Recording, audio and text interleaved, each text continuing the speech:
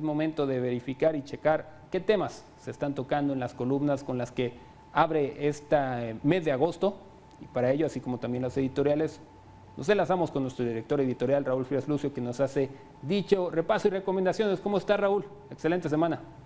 Hola Paco, ¿cómo estás? Buenos días a la audiencia que nos ve aquí en Mega Noticias. Empezando la semana y algunas columnas que quiero comentar. Muchas de ellas le dedican parte de sus comentarios a la farsa de esta consulta, con diferentes aristas, diferentes visiones, lo que ya se esperaba, nada nuevo de lo que ya se esperaba. Una consulta que empezó, que fue promovida por el presidente López Obrador y que luego, cuando la Suprema Corte le cambia la pregunta, saca los nombres de los expresidentes, no aparecen los expresidentes, pero siguen con la farsa y la publicidad de que se quiere juzgar al pasado. Y esto, realmente los ciudadanos, los mexicanos lo vieron, la mayoría desde luego, como una verdadera farsa. Y pues esto es algo de lo que le dedican muchos de los editorialistas esta mañana, ¿no? Incluso algunas muy irónicas, como la que escribió Leo Zuckerman, por ejemplo, hoy en su columna de Excelsior.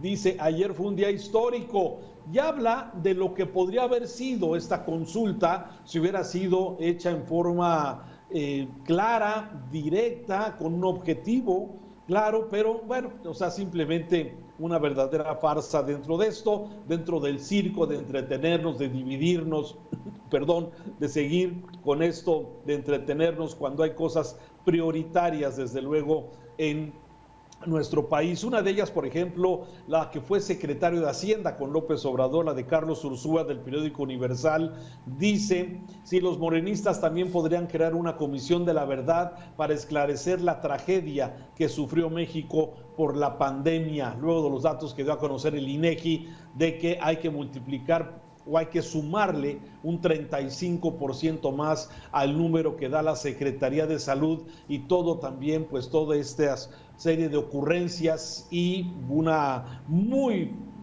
mala estrategia en contra del COVID, que por cierto no ha acabado. Lamentablemente las decisiones, los desaciertos del doctor López-Gatell, sí, y de toda la estructura de salud han sido terribles. Ahora con esta tercera ola, que vemos cómo se incrementan los casos en una forma muy acelerada en toda la República Mexicana, y no hay una estrategia directa, clara, para poder detener los contagios. Deja el gobierno federal que cada estado haga lo que quiere, lo que pueda, sí, para tratar de reducir la movilidad y reducir los contagios de esta tercera ola, que tiene como característica esta cepa Delta, que ya se ha publicado científicamente que tiene una mayor tiene una carga viral mucho más intensa que el COVID regular. Así es que tenemos un bajo nivel de vacunación y esto está generando este problema. Pero mira, hay otras columnas interesantes que hablan de temas importantes. Por ejemplo, Jorge Fernández Menéndez, en su columna de Razones de Excelsior, sí, hoy publica un dato que me parece muy importante: la libertad por la puerta trasera. ¿Cuántas veces hemos escuchado, Paco, sí, de personas, de delincuentes o de presuntos delincuentes que están detenidos en la cárcel y argumentan tortura?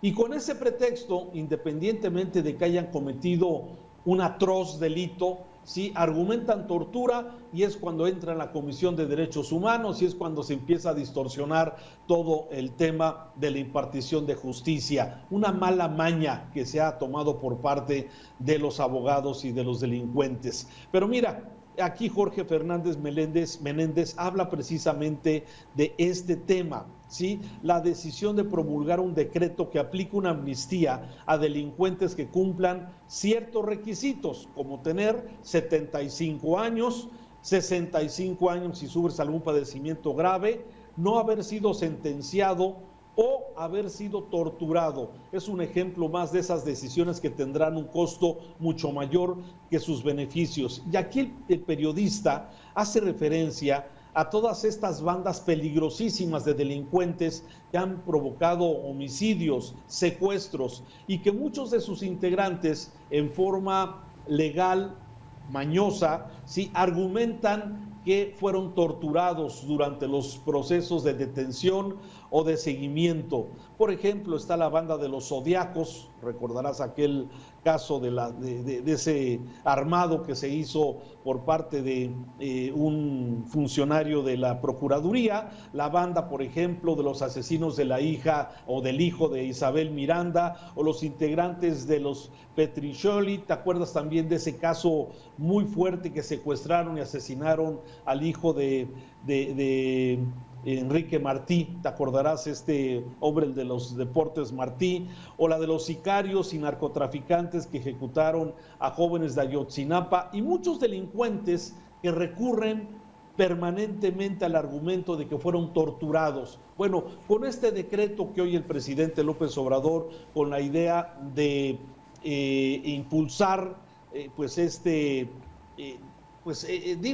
esta idea de liberar a quienes, supuestamente lo que motiva al presidente a hacer esto es indígenas que estén en una cárcel, que no hayan sido sentenciados, personas muy pobres que también no hayan sido sentenciados y que sigan en la cárcel. Pero esto de que hayan sido torturados, ese es un argumento que utilizan los delincuentes permanentemente, y eso es un grave riesgo. Interesante la columna de Jorge Fernández Menéndez, que pone la I, el punto sobre la I, sobre este riesgo que representa este tema. Y de aquí me paso a también otra columna muy interesante que este día publica este periodista que se fue de México, que escribe en El Financiero, Pablo Iriart, y que hoy vive en los Estados Unidos. Y él aquí habla de lo que sucedió el miércoles pasado, Paco, durante la presentación, la comparecencia que tuvo el que es propuesto para ser embajador de Estados Unidos en México, el señor Ken Salazar.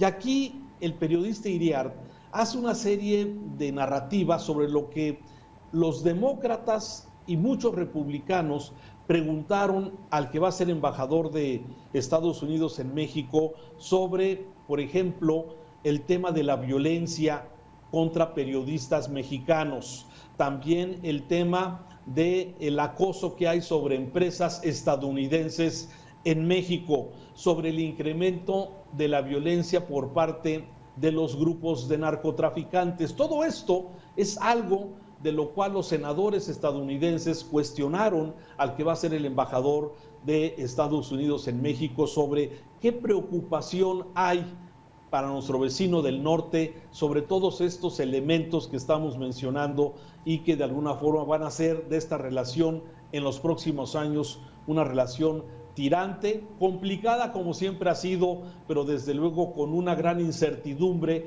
por la forma peculiar en que muchas cosas se manejan por parte del gobierno mexicano. Así es que interesante la columna de Pablo Iriart, que pone también las alertas, semáforos amarillos en esta relación muy compleja entre México y Estados Unidos. En fin, ahí están algunas columnas recomendables, Paco, para esta mañana, para esta semana, y desde luego le estaremos comentando mucho más a lo largo de Mega Noticias.